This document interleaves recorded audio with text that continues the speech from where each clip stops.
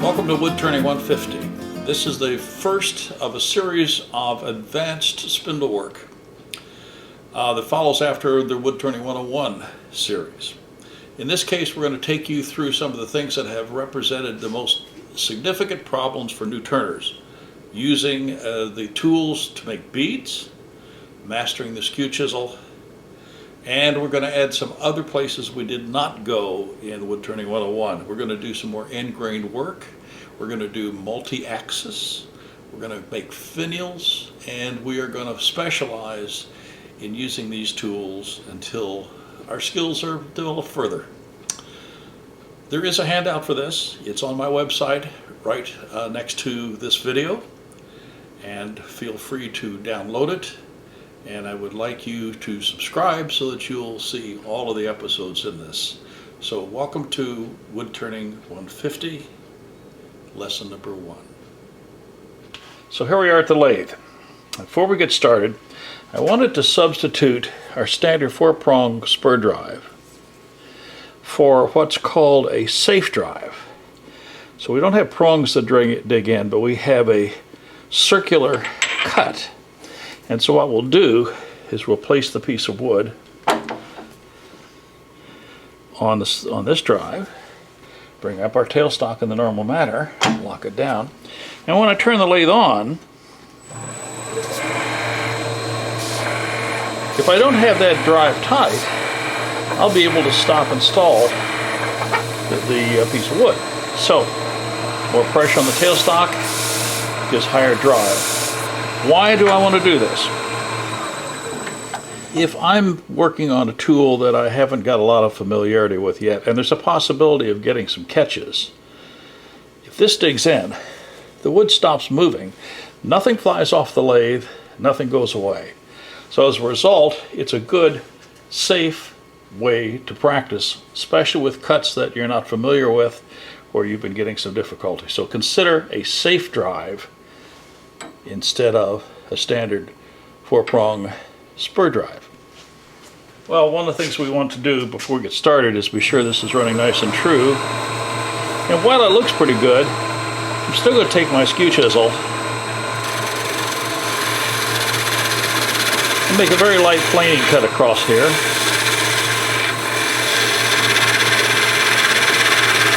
Taking out a little bit of vibration that's there in the other direction. Good practice, and it's going to lead up to a cut we're going to be making in a few minutes. So let's go back and review beads with a shallow fluted gouge. Our standard shallow fluted gouge. I'm going to start saying spindle gouge so I can avoid the tongue twisters. We cut grooves in order to be able to not have that kind of a limitation, because when I come down there I can only go so far because wood on the waist side is in the way. It wasn't a very good bead. Top was a little bit wanky because I wasn't paying attention. So what we do many times is to come in with our parting tool,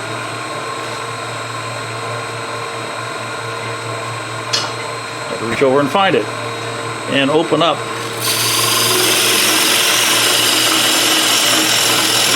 on either side, able to create more room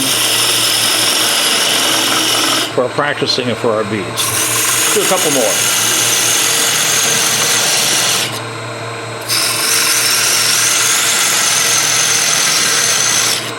I get the idea. So with my shallow fluted gouge, which I said properly this time, I'm going to start about, not in the center and roll my bead, I'm going to start on the corner and just take a little bit. And a little bit more. Each time we're going back closer to the center, bringing my tool around farther, and the handle out more. So I finished up like that. The other side, corner. Keep that handle moving away from the bead.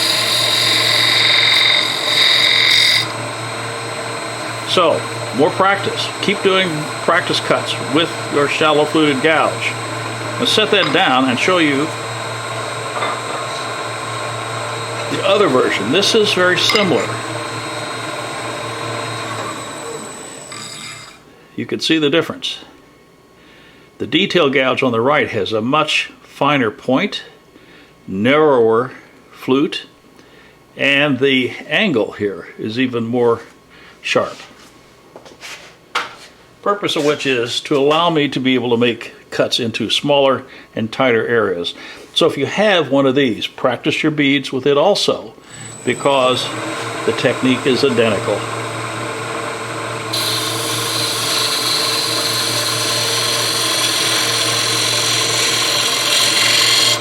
One side.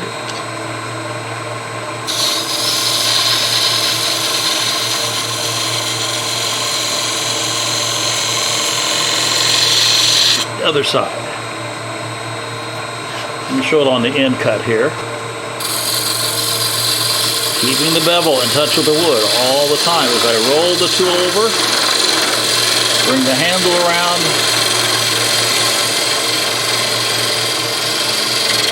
and move the tip inward. Okay. Got to keep practicing that cut with those tools. The new cut we're going to add is working with our skew chisel. Here are two skew chisels. This one is a commercial one with a radiused edge, and I put a little flat on this side right here. The toe side needs to be able to sit square for certain cuts, but the heel side, which we're going to be using rolling our beads, needs to be rounded. Here's another brand. The toe is flat, and by just setting it on the wood or the tool rest, it stands square. The back edge, the heel, has been radiused. I want that. I want to be able to make that rolling cut. So this is what it looks like. It's the same. I'm going to be rubbing the bevel right down on this tip. The moment this whole edge engages, I'm in trouble. So from the left side,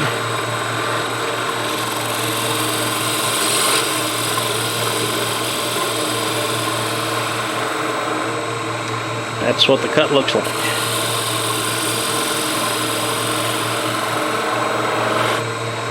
The right side, again, get it flat, right on that corner.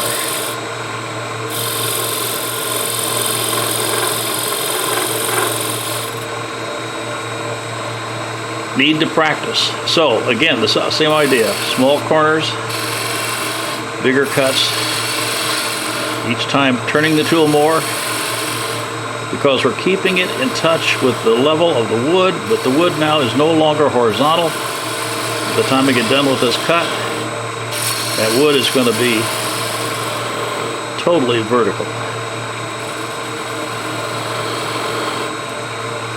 Other side. Do little tiny ones first.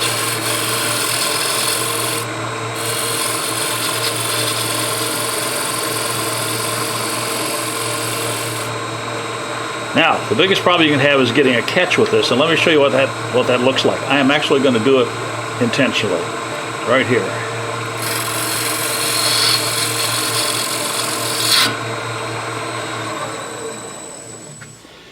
What happened was the edge got into the wood and started this spiral cut back. So when you see that, that means that you did not keep the edge flat to the surface, rubbing the bevel. Sometimes on the skew chisel we get a cut that looks like this. No, I can't do it. Nope, I can't do it. Sometimes a little divot pops out, and that divot means that we've caught the corner under the fibers. So that looks so bad. Let me make it go away. A little planing across here. Practice your planing cuts because it's half of the bead.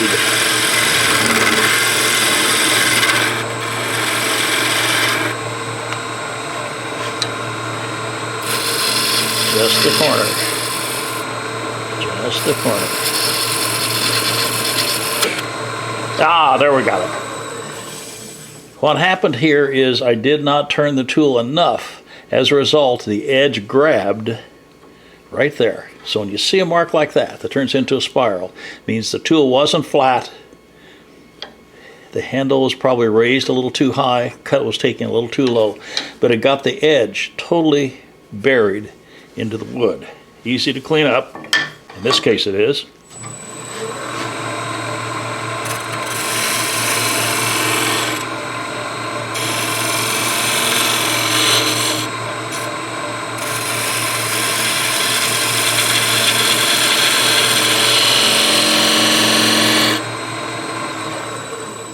When using the skew chisel to make a cut like this, do not hesitate. When you back off a little bit, that's when the edge comes up, grabs, and does that spiral cut. Another tool to practice with. A lot of practice wood is needed to master these two tools. Go back to my parting tool for a second, because this is a fairly wide one. When you have parting tools that are reasonably wide, sometimes they're called a beading and parting tool, because I can come up here like this,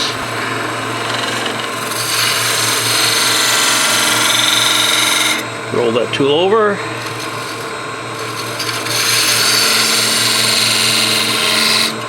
and make a bead.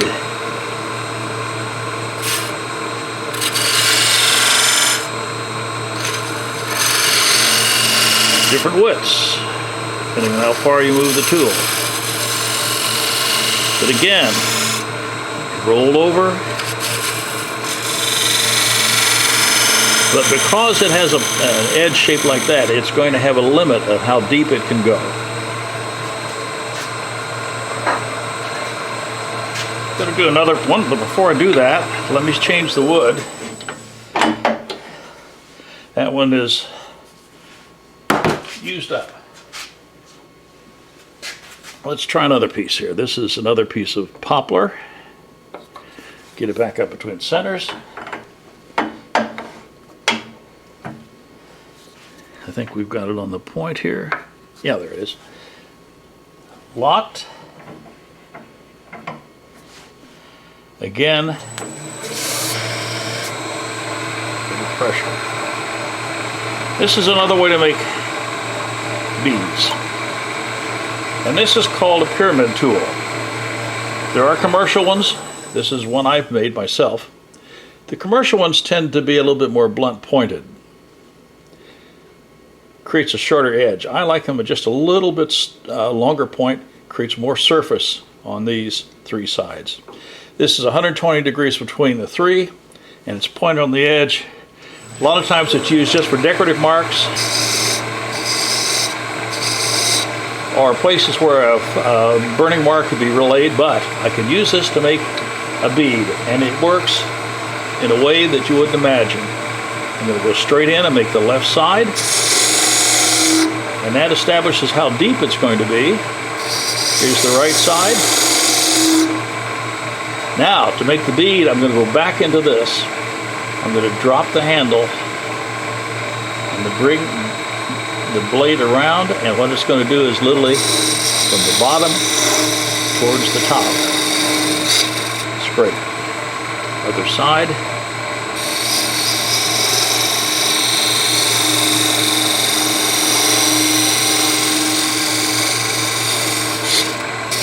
It's got to come all the way until it's totally flat. Now, that's a big one, but there's no reason I cannot do something very small, the same tool. I don't need clearance on either side because this tool creates its own. To sharpen it, you basically go to the grinder, lay this face on the wheel, rocking it back and forth till you find flat, and stand there and hold it until you see sparks come down both sides. Next face, same. Third face, the same. Beading and parting tool, shallow fluted gouges, a lot of different ways to do it. Last tool I want to show you is what's called a forming tool. And this is for making beads. And if you look at this, you can see the shape that the bead will be. We also can see that the sides on either side of the bead are kept very, very narrow. In the corner of this video, you'll see a picture of another commercial one where these sides are much, much wider. Result is that each bead has to stand in an area devoid of features around it. This tool is used this way. We lay it in, the 2 points touch, and we cut deep by rocking it in. They come in multiple sizes. Here's the smaller one. I'll just show you a quick demonstration of that. There's the two sides where the points have gone in. Now I'm going to simply rock the tool from the right to the left. And if I stop the lathe and look now, I will note, and you may not be able to see it, there's a very slight flat still in the center. That means this hasn't all the way reached the shape. So I'm going to go back in and do it until that curve comes completely around. Makes a nice bead, and by laying it near each other, beads can be laid very close.